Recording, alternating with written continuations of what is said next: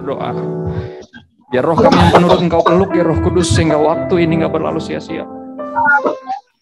Kami minta bantuan Roh Kudus kepadamu, Bapa yang baik, di dalam nama Yesus.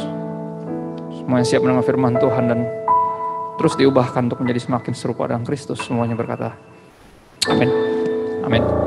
Shalom semua, thank you buat kehormatan ini bisa ada di sini, saudara. Ntar saya tukar dulu ya.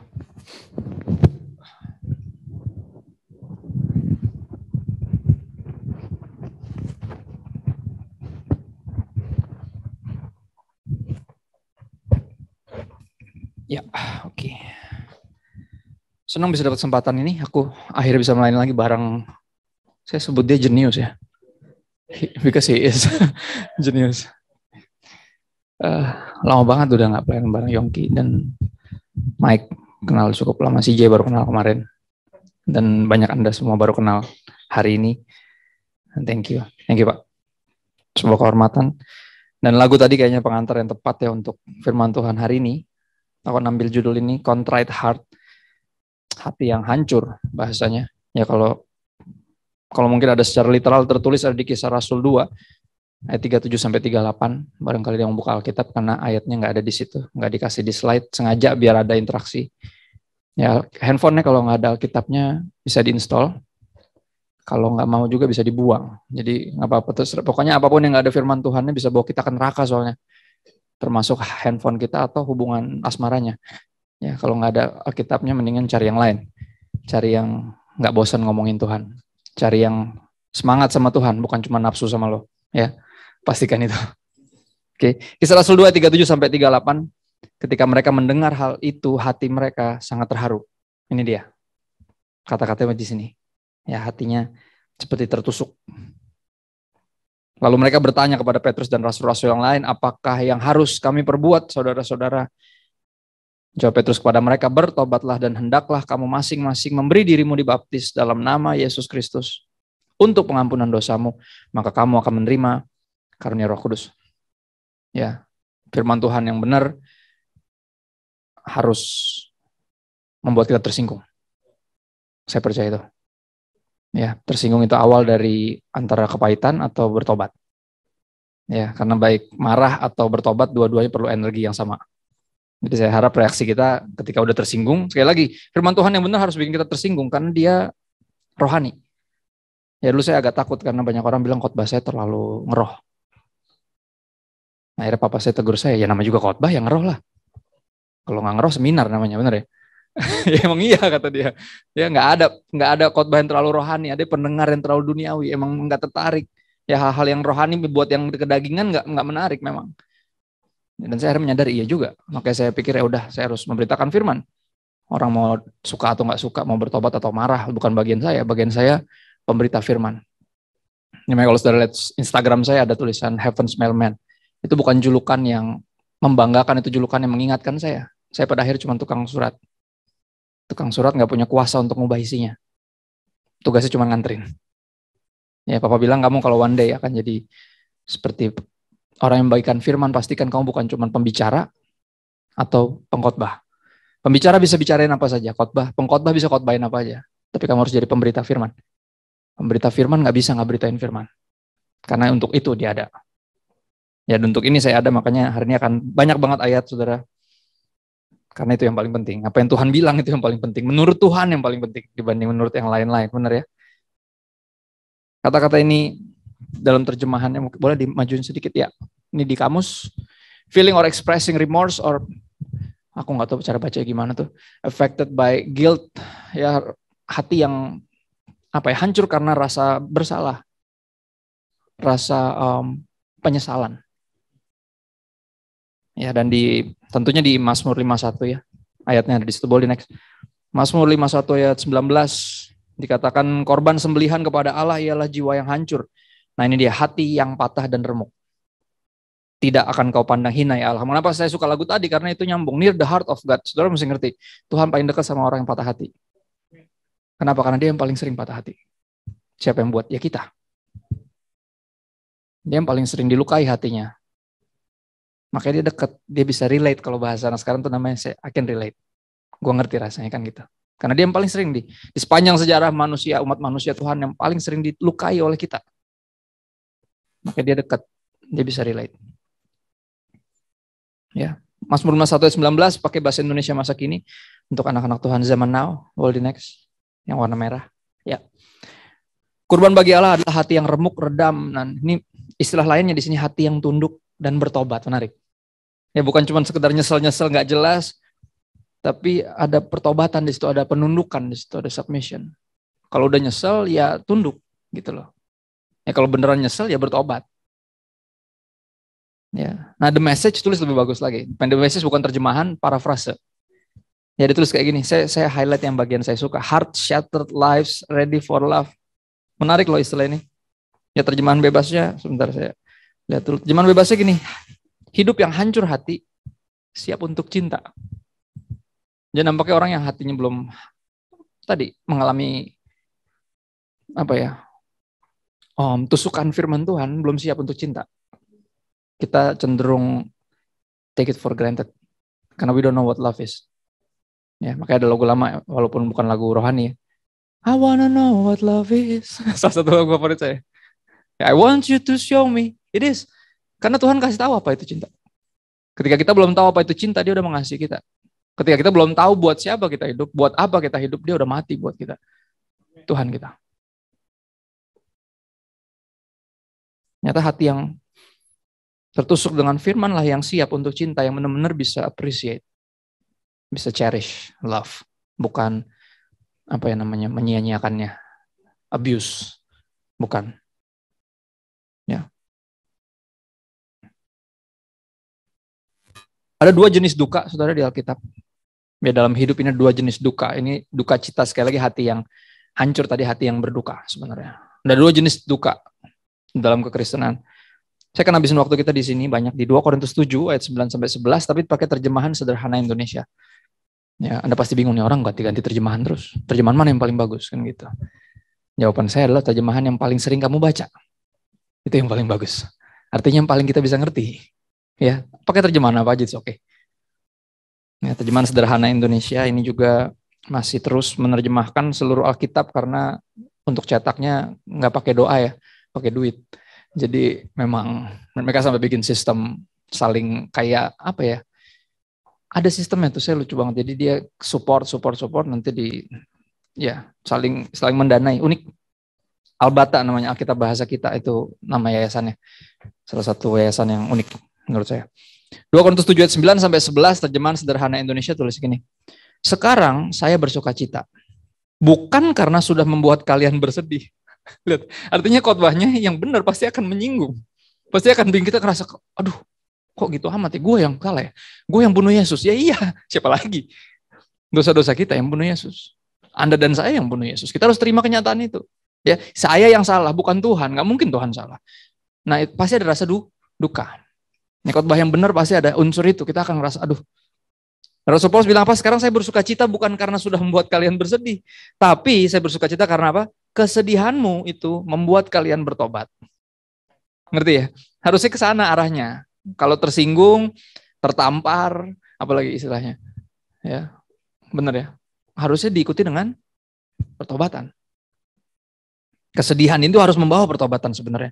Artinya, kesedihan kalian sesuai dengan kehendak Allah. Oh, ternyata Tuhan mengizinkan kita mengalami kesedihan itu. Oh iya. Ya, orang yang udah cukup lama hidup tahu lah.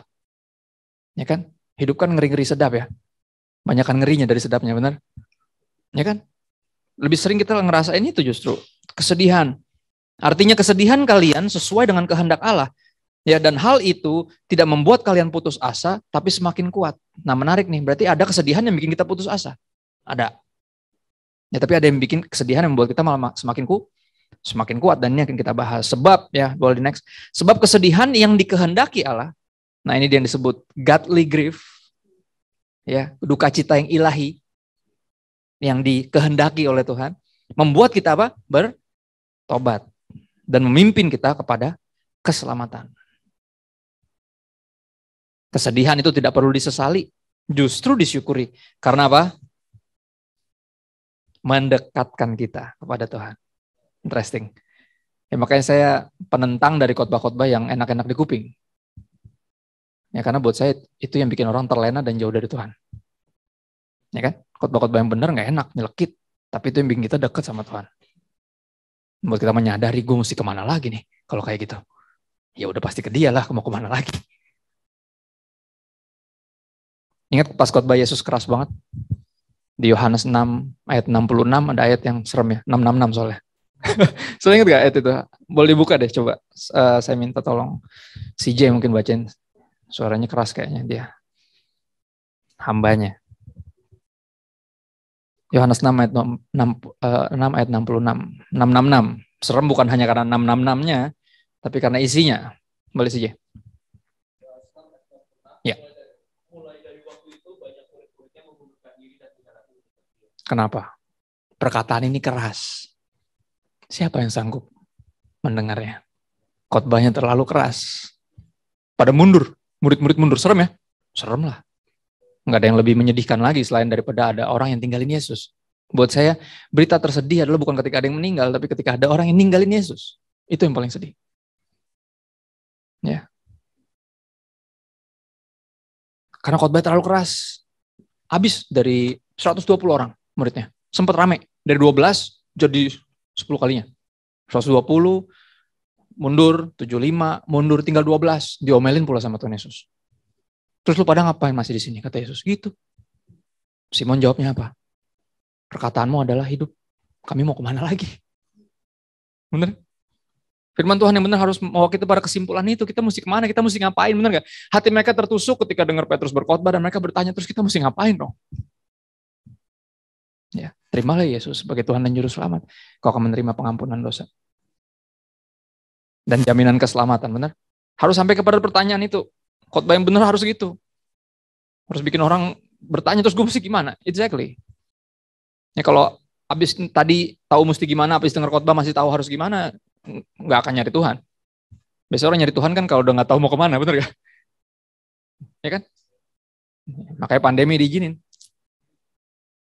Biar semua orang sadar, apapun dan siapapun selain Tuhan itu datang dan pergi, ada dan nggak ada gitu aja. Dan di situ kita tahu yang kita punya sebenarnya cuma Dia. Nah kalau kita kehilangan Dia, kita nggak punya apa-apa. Karena Dia segalanya. Ya kan? Segalanya cuma satu ya. Nggak bisa ada dua segalanya. Ya. Kaulah segalanya. Kan gitu. Ya habis nyanyi lagu itu nggak bisa nyanyi satu lagi. Kaulah segalanya untuk. Jadi nggak bisa lagi. Karena segalanya cuma satu. Ini kan saya bilang sama istri saya, lu bukan segalanya Tuhan Yesus. Lu nomor 2. Dan istri saya bilang, apa lu juga gitu? Jangan GR lo. Lu juga nomor 2. Nomor 1-nya Tuhan. Makanya kita jadi sampai hari ini. Nggak ada nyambung-nyambungnya. Ya terang bersatu dengan gelap. Saya gelap, istri saya terang. Karena ada kesepakatan itu. Kita tahu kita nih yang kedua. Jadi nggak pernah bertingkah kayak yang utama. Kesedihan yang berasal dari dunia. Nah ini dia. Kita lanjut lagi. Sebab ya sebaliknya ya ayat berikutnya. Sebaliknya kesedihan yang berasal dari dunia. Nah ini dia namanya worldly sorrow. Ya. Hanya akan menjerumuskan kita ke dalam kematian rohani. Lihat nih. Rasanya kalau tanpa kebenaran, tanpa firman Tuhan kita nggak bisa bedain. Rasanya cuma satu, sedih. Terpukul, rasanya kayak gitu. Rasa bersalah. Tapi yang ini mematikan. Ya, kesedihan yang berasal dari dunia ini hanya akan menjerumuskan kita ke dalam kematian rohani. Worldly sorrow menyebabkan kita berfokus pada betapa parahnya diri kita sebagai seorang pendosa. Cuman itu aja. Tapi nggak membawa kita berfokus pada betapa murah hatinya Juru Selamat kita. Saudara mesti ngerti kalau kita bangun hari ini menyadari keberdosaan kita itu bagus, harus. Tapi juga menyadari anugerah Tuhan. Karena Sang Juru Selamat memutuskan untuk membangunkan kita pagi ini. Ya kan? Tapi worldly sorrow sekali lagi hanya menyebabkan kita berfokus pada parahnya diri kita sebagai pendosa. Tapi godly grief sekali lagi membawa kita justru malah kembali kepada hatinya Tuhan. Grace leads to repentance. Grace that brought me to the fold of God. Anugerah Tuhan yang membawa saya kembali ke kawanannya sebagai domba-domba miliknya. Ayat berikutnya. Lihatlah betapa indah hasil dari kesedihan yang sesuai dengan kehendak Allah. Sekarang kalian lebih sungguh-sungguh mengikuti kemauan Tuhan. Itu hasilnya. Kalian semakin membenci dosa dan takut melakukannya. Interesting.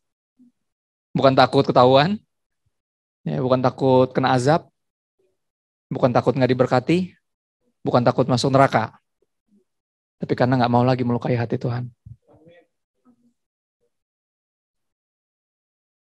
Jadi ketika kita berbuat dosa, kita mesti ngerti. We're not just breaking God's law. We're breaking His heart. Nggak percaya? Coba ingat gak kisah banjir besar Nuh? Ingat gak? Saya dulu baca itu sebagai anak sekolah minggu, nggak bisa jatuh cinta sama Tuhan yang menghabisi satu dunia dengan banjir. Satu dunia kalau banjir, gara-gara siapa? Tuhan ngamuk. Saya dulu mikir gitu. Sampai saya baca Alkitab sendiri. Ya kan, kalau diceritain sekolah minggu kan diceritain, beda sama baca sendiri. Kalau diceritain kesannya gitu. Ih, berapa banyak guru sekolah minggu yang hampir pindah agama gara-gara saya. Saya anak yang sangat kritis.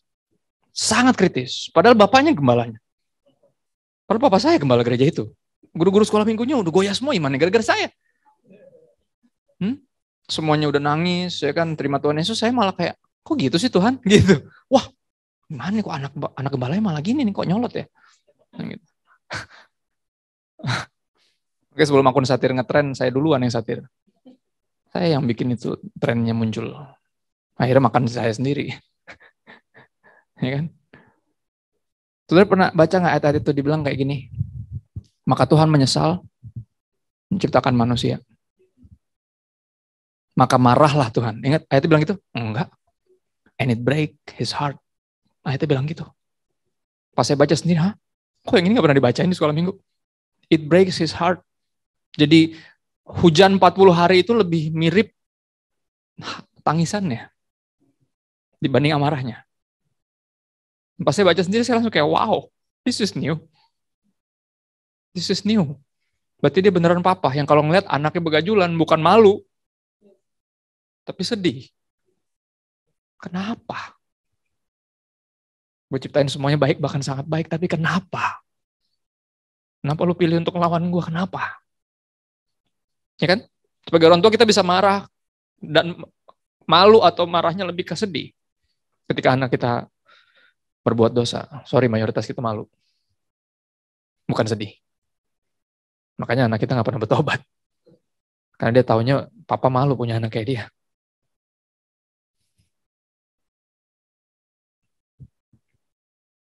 Tapi Tuhan nggak malu punya anak kayak kita.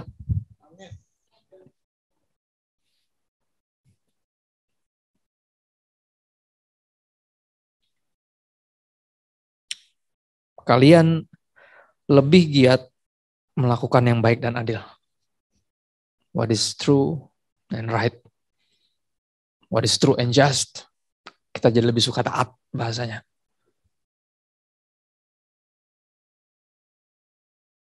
Saudara, kalau Anda suka quotes, ini ada quotes satu.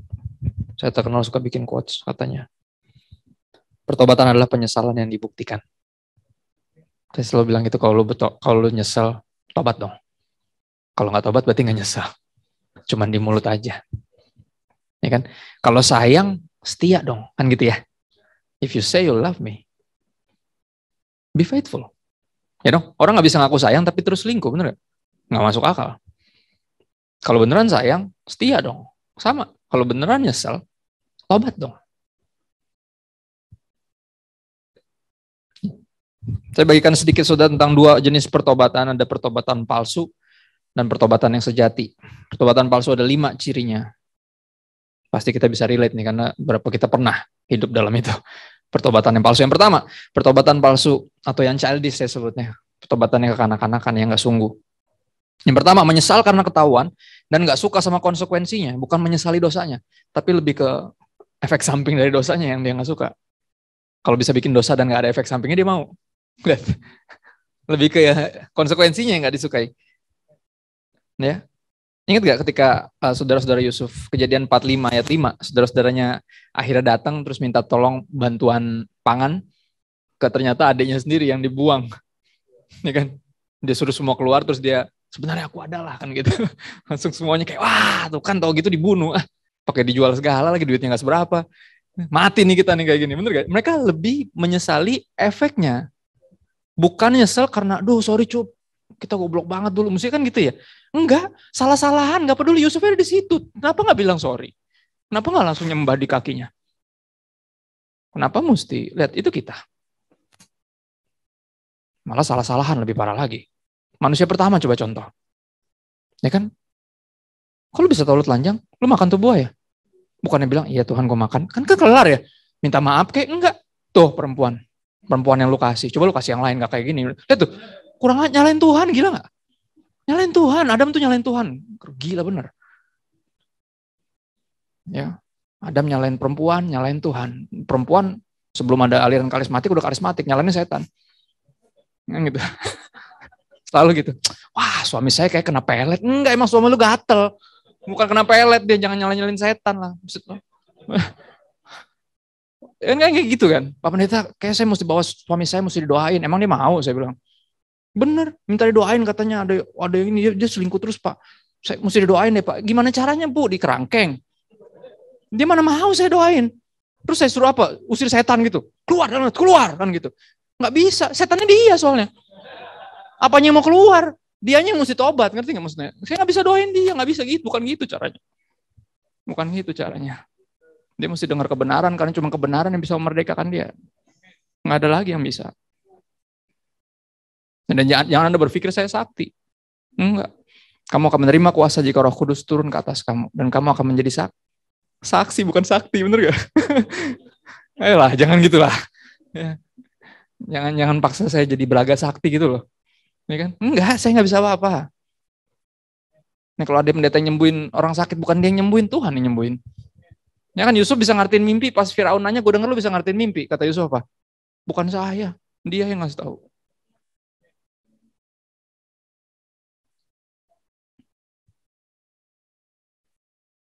Berikutnya, yang kedua, mengira bisa kabur dengan mudah. Ciri-ciri pertobatan palsu. Penyesalan yang palsu, duka cita yang palsu.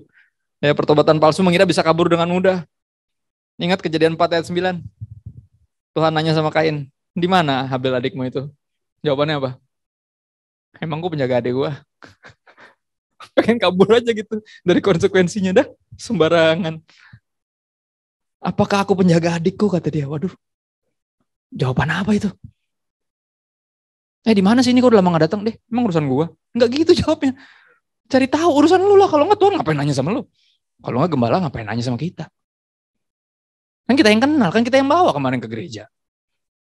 Kok jadi kita yang nggak mau tahu? Ya. Dan pikir kalau udah ngomong gitu udah beres gitu, kan bukan urusan saya. Oh, emang saya penjaga adik saya, bukan urusan saya. Yang ketiga, pertobatan palsu, menyalahkan atau bikin alasan. Ya para suami bisa relate nih pasti. Ada momen dimana kita minta maaf, tapi nggak minta maaf. Ya cuman biar nggak mau tidur di sofa aja. Bener ya? Ya sorry deh Beb. Habis kamu sih, loh. Jadi minta maaf apa enggak? Gitu ya. Lu nyesel enggak? Ngerasa bersalah enggak? Kalau ngerasa bersalah jangan nyalain yang lain dong. Iya dong. Kalau minta maaf tapi nyalain yang lain berarti kan nggak ngerasa salah. Palsu tuh. Ya. 1 Samuel 15 ayat 24 nih, Saul nih. Ya kan? Ada Saul, ada Daud. Kita tahu ya, Saul yang antagonisnya. Raja pertama Israel yang dipilih berdasarkan voting. Karena mereka nggak mau kalah. Masa bangsa lain punya raja yang manusia, kita rajanya Tuhan, nggak kelihatan. Kita mau dong raja yang kelihatan. Pilih sendirilah dia. Saul dipilih kan dia lebih besar. Saul means besar. Raksasa. Tingginya orang Israel lain cuma segininya dia. Harusnya bisa lawan Goliat dia. Tapi dia kicep ya. Akhirnya yang nyolot anak kecil. Sini aja gue maju dah kalau gitu. Gitu kata. Weh, ntar dulu. Ini dari kecil dilatih buat berperang. Lu bisa apa? Oh saya biasa lawan singa sama beruang. Kan gitu. Kelihatan masih muda kan nyolot. Kelihatan banget. Masih kemerahan pipinya. Ini bilang gitu. Iya, gue maju sini. Jangan mesti pakai baju yang lengkap. Belum maju kok gini. Pasti pakaiin kegedean om. Gak bisa. Gak biasa lagian. Ayolah. Udahlah. Gitu. Sini pakai fans gue aja udah langsung ribet namanya. Gitu. So pakai pantofel lagi kan susah jalannya. Gitu. Pakein lo pedang. Nggak bisa, gue bisa pakai batu sini. Yang maju dia akhirnya. Yang kecil.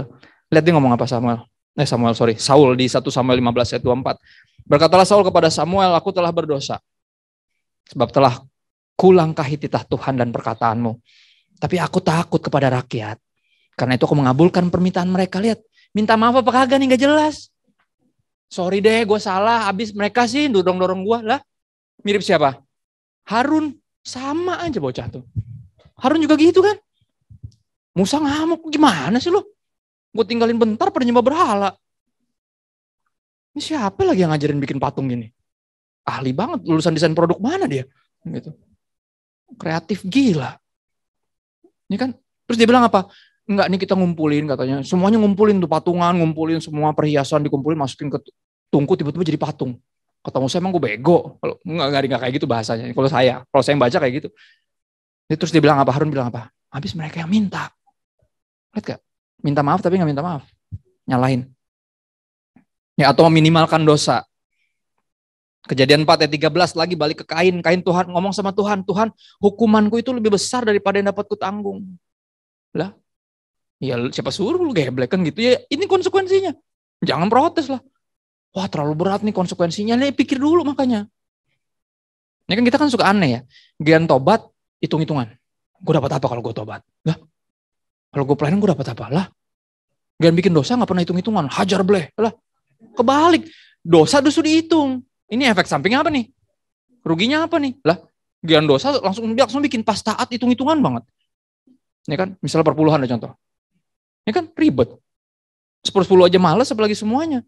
Nyanyinya segalanya pret, 10%-nya berantem, segalanya. Kejauhan segalanya. Ya, yang keempat, pertobatan palsu.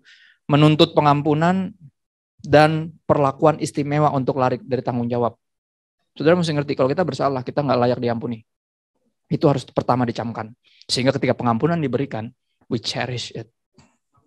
Karena kita tahu kita nggak layak. Ya, orang yang ngerasa layak dapat pengampunan, saya bilangnya bukan mengalami pemulihan. Dia itu kepulihan. Terlalu pulih. Bablas jadi songong. Ngerti ya? Ya. Ciri-cirinya pengamen yang maksa. Pengamen, maksa. Bagus mau pergi sampai dikasih duit, masih di kita terus. Lah jalan kali Pak, kan udah bilang udah gini berkali-kali. Masih di situ dia. Kenapa? Layak ngerasa layak dikasih kan? Lupa dia pengamen. Lupa dia pengemis. Martin Luther, kita ini semua pengemis. We are beggars, all of us. Jangan pernah lupa itu kalau ada anugerah Tuhan. Ada pengampunan, ada berkat. Nggak ada satupun yang kita layak terima. Itu. Oh Isa mau. Sehingga nggak coba lari. Nggak menuntut pengampunan untuk lari dari tanggung jawab. 1 Samuel 15:30 lagi Saul ngomong gini sama Samuel. Aku telah berdosa. Tapi tunjukkanlah juga hormatmu kepadaku sekarang di depan para tua-tua bangsaku dan di depan orang Israel.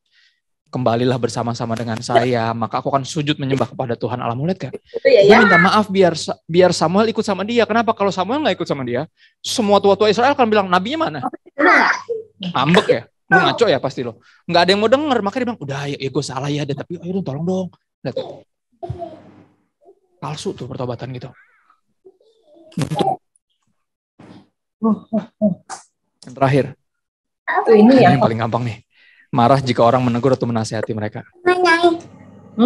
Saudara kalau udah ngaco, dinasehatin berkali-kali, ya udah jangan ngomong, ya udah sih kan udah, gue kan udah salah, ya udah sih gitu, nggak usah, jangan gitu, biarin semua orang menasihati kamu, biarin, itu tandanya mereka sayang.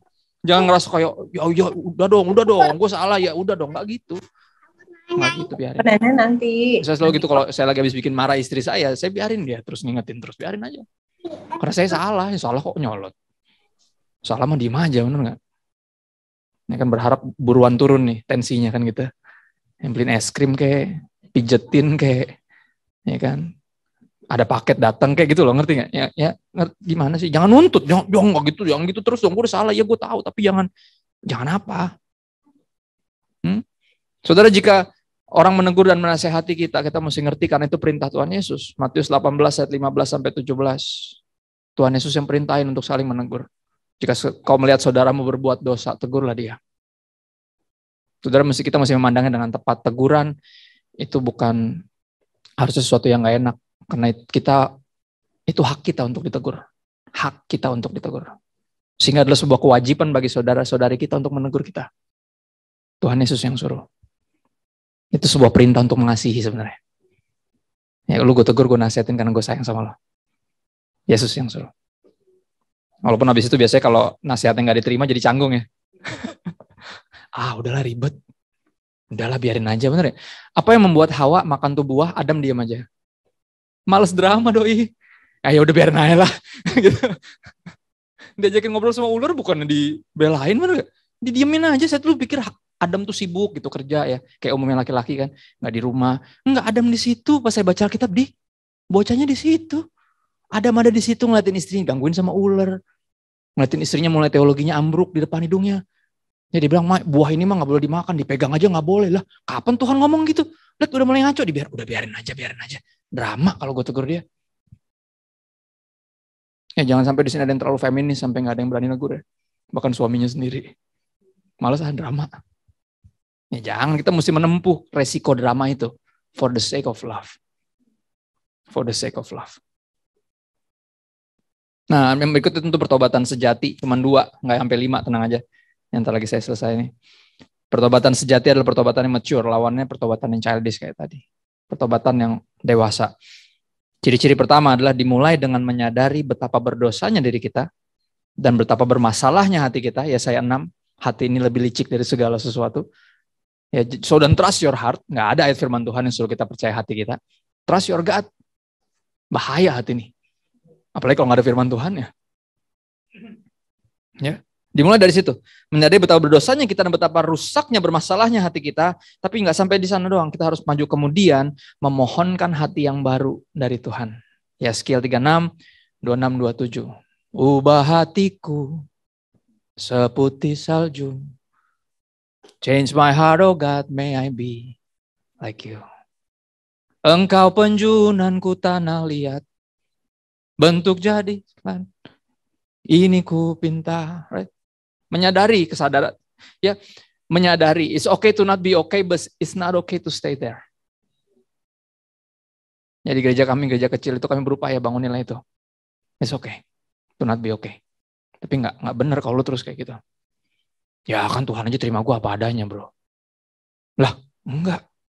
Tuhan terima lu apa adanya biar lu bisa diubahkan jadi kayak dia. Nggak akan dibiarin seadanya. Dan saya juga sebagai saudaramu nggak akan biarkan kamu seadanya terus. Ya, diterima apa adanya bukan alasan untuk tidak memperbaiki diri. That's true Christianity. Yang kedua, pertobatan sejati dibuktikan melalui buah pertobatan. Lukas 3 ayat 7-9 ketika para alim ulama datang nyamperin Yohanes Pembaptis, digambrengin. Sudah gitu ya? Ia berkata kepada orang banyak yang datang kepadanya untuk dibaptis, katanya, "Hai kamu keturunan ular beludak." Digambrengin sudah. Ini lu pikir lu bisa kabur dari pengadilan Tuhan? Ha? Siapa yang mengatakan kepada kamu supaya melarikan diri dari murka yang akan datang? Ya, lu pikir lu otomatis jadi anak Abraham, otomatis selamat gara-gara lahir Kristen gitu? Itu maksudnya bahasanya. Hasilkanlah apa? Buah-buah yang sesuai dengan pertobatan. Jangan berpikir dalam hatimu Abraham adalah bapa kami. Karena aku berkata kepadamu Tuhan dapat menjadikan anak-anak bagi Abraham dari batu-batu ini. Kapak sudah siap tersedia pada akar pohon dan setiap pohon yang nggak menghasilkan buah yang baik akan ditebang, dibuang ke dalam api keras. Nggak populer perintah-perintah kayak khotbah-khotbah gini, nggak populer. Kan grace bro, grace. Akhirnya bablas, hyper grace. Ya kan? Dari dulu perintahnya kan sama. Khotbahnya cuma satu, message-nya apa? Repent or perish, bertobat atau binasa, bukan percaya atau binasa. Percaya kalau nggak menghasilkan pertobatan, nggak ada gunanya percaya. Sia-sia percaya. Ya kan, karena gini, Yakobus bilang apa? Engkau percaya hanya ada satu Tuhan itu baik, setan juga percaya. Dan mereka gemetar, situ gemetar nggak kalau mau bikin dosa? Udah sampai di level itu belum? Menyadari nggak bahwa saya yang salibin Yesus? Ya, hal ini, ya saya terikat pornografi 20 tahun. Lama dari kelas 4-5 SD. Sampai udah pelayanan juga masih susah banget. Ya, sampai satu saat saya ingat banget ada satu film yang saya nggak bisa lupa, judulnya Passion of the Christ. Sadis banget penyalipannya, tapi bukan sadisnya. Yang bikin saya nggak bisa lupa adalah pas sudut pandang yang gini. Saya anak DKV, lulusan UPH. Ya, basically seniman, makanya khotbahnya aneh. Saudara pakainya pantesan dari tadi kayak gini khotbahnya, ya kan? Lu langsung kayak bisa relate ya. Mohon maaf ya, emang seniman agak aneh memang. Ya. Ada adegan gini, adegan sudut pandangnya dari Yesus yang disalib. Jadi dia sempat jatuh pas pegang pasang angkat itu, jadi miring gitu. Wah gitu, nontonnya kalau Anda agak apa ya, motion sickness, gampang pusing, bisa pusing cuma gara-gara dia jatuh kubrak gitu. Tangannya patah satu. Yang satunya pas mau disalib nggak nyampe, ditarik, terak, patah. Nah dari sudut pandang ini Yesus ngeliat tangannya dipaku. Dan dia lihat dari sudut pandang dia orang-orang yang paku dia. Dan tiba-tiba itu jadi apa ya? Jadi illumination buat saya, jadi pencerahan. Tiba-tiba saya ngeliat dosa saya yang cuman one click away. Ya kan pornografi kan cuman just a click away. Tiba-tiba saya tahu bahwa ketika saya klik itu kayak saya lagi makuin Yesus. Wah, beda langsung. Berubah langsung. Tiba-tiba saya paksain aja untuk nonton apa yang saya suka, udah gak bisa lagi. Ada disjoint di hati ini. Ada sesuatu yang Roh Kudus kerjain.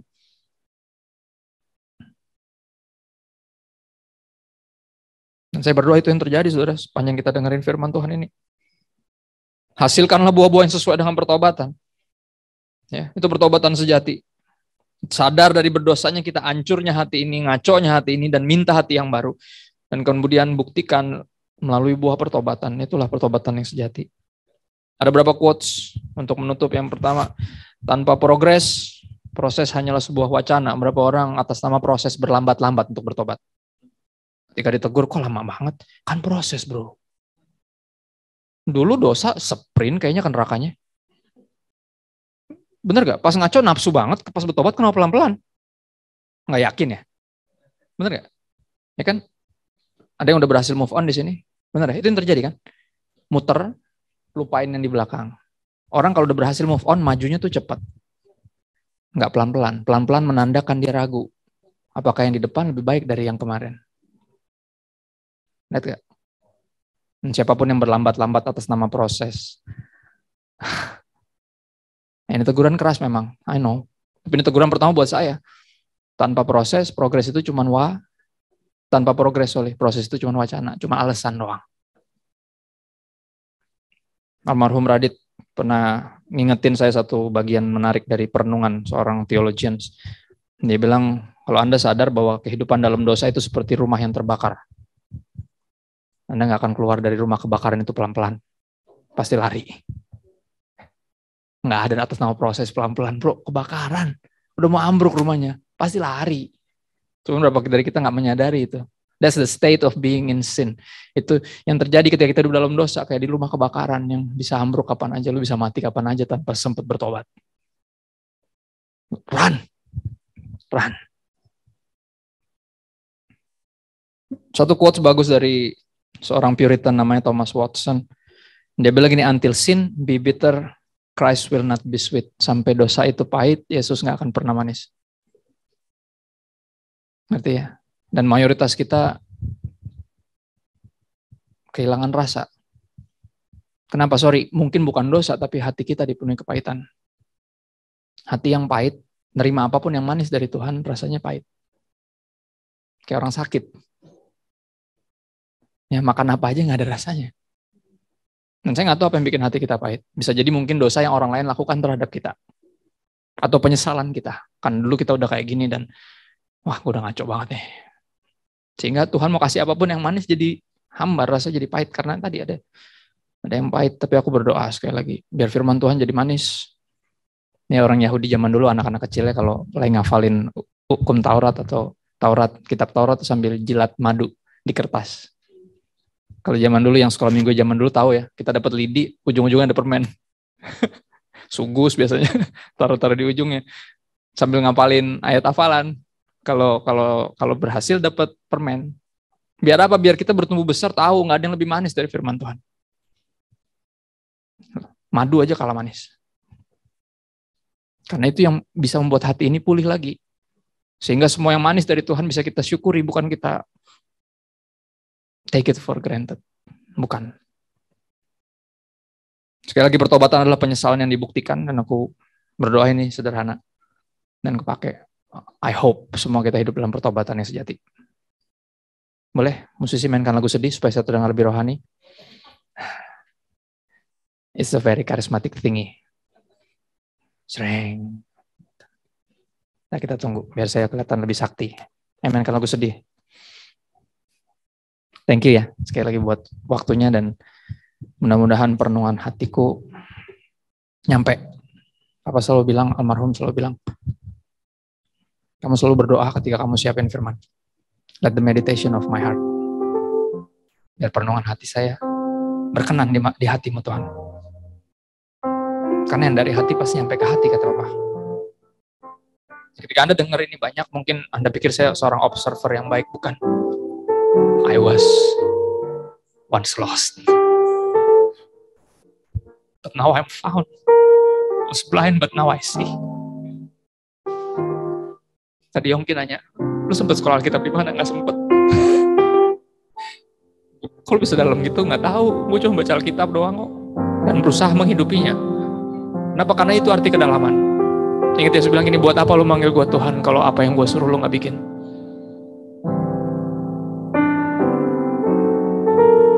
Tapi orang yang mendengar firman dan melakukannya, seperti orang yang membangun rumah di atas dasar, menggali dalam-dalam, meletakkan dasarnya di situ. Nggak ada yang lebih dalam dari firman yang kita lakukan. Maksudnya, kalau dengar khotbah, dengar teguran langsung bikin, itu yang dalam. Nggak ada yang lebih dalam dari ketaatan, saudara. Ketaatan menunjukkan bahwa kita percaya. Ketaatan yang bikin kita bisa berdiri di tengah badai. Karena dasar kita percaya Yesus, bukan yang lain. Bukan tabungan, bukan backingan. Yesus. Kita berdoa yuk bentar yuk. Makasih Tuhan buat hadirat Tuhan. Walaupun secara mata jasmani kami gak bisa melihat Engkau, tapi suaramu yang sangat jelas di telinga kami. Firman-Mu meyakinkan kami that you are here and you are near. Engkau di sini dan Engkau dekat. Makasih udah bersabar sama kami yang kerap kali melukai hatimu. But you stay. Kau tetap tinggal. That's love. That's love.